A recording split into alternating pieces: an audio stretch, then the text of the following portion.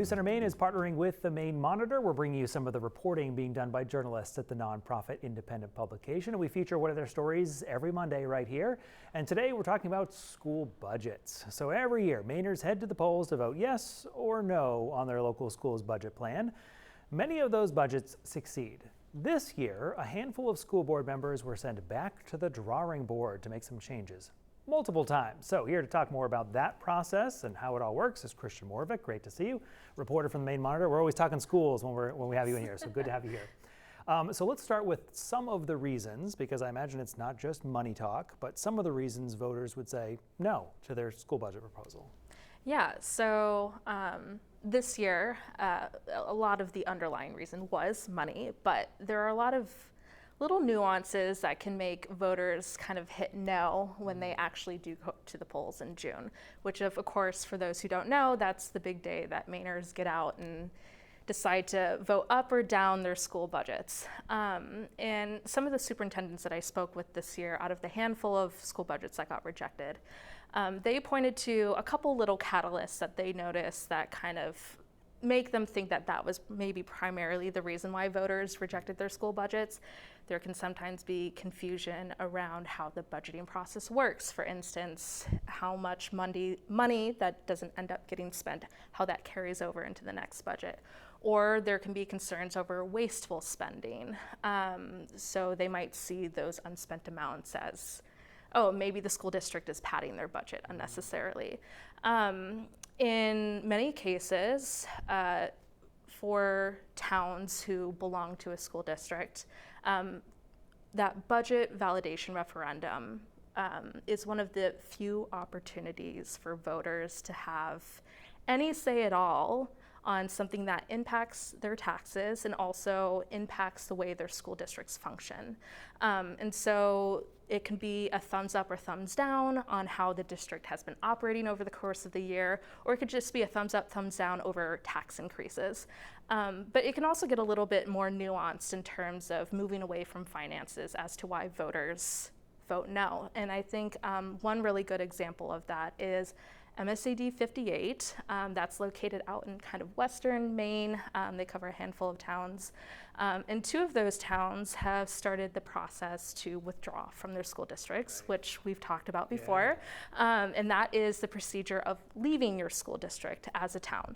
And there are two more towns who are maybe weighing whether or not to start that process. So there's a lot of contention around belonging to the school district, which the superintendent, when I spoke with her, she said that that was definitely a factor that played into the way people voted. And the issue there, why that contention is rising, isn't necessarily about money, because there's concern over closing a school, which experts have kind of pointed to can actually increase your costs over time if you don't consolidate buildings, and they would rather preserve their local schools since they see it as an identity in their community. So short answer, it's very nuanced as to why voters say no, but the main reason for many cases is because of the rising cost of schooling. Just what it takes to do that. Yes, exactly. So interesting that it can actually be a reflection of how the community feels about the bigger picture happening in their town, not just what is the dollar amount on that. What, as you've looked into this and spoken with school communities, when budgets are rejected, does it speak to what's happening when it comes to school funding in our state, or how people are feeling about school funding? How, in terms of the conversation surrounding school funding? Yeah, it's tricky. So, you know, when that vote of no happens, that is a very clear message from your local community that they're unhappy with how things are going, and superintendents have to solve that issue locally. But when they're talking about other changes that could happen, maybe at the state level, that helps maybe prevent those types of situations happening, superintendents have pointed to the need to make adjustments in the state's funding model for education. So we have the Essential Programs and Services formula that determines what the state contributes to school districts and what the towns are left to pay for, essentially. And that number can change year by year, making school budgets tricky. It can also deem some districts more capable of paying for their own education. If their valuations are high, and valuations of course can rise, but median wages may not, so that can be tricky. There's also been conversations around looking at how we fund school construction projects, which can sometimes factor into budget conversations. And that's happening within Governor Mills' office with the School Construction Commission. But then, of course, there's the federal funding uncertainty, which everybody's thinking, yes, everybody's thinking about that. And while superintendents and school administrators have a lot of faith that ultimately they will get funding that has been delayed this year, that does kind of throw a wrench into the works when it comes to having conversations about budgets.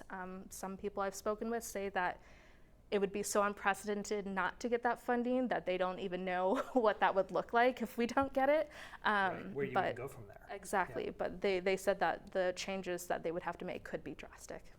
And everything you just said speaks to the nuances of all those things, that it's about so much more than just a dollar on the budget line.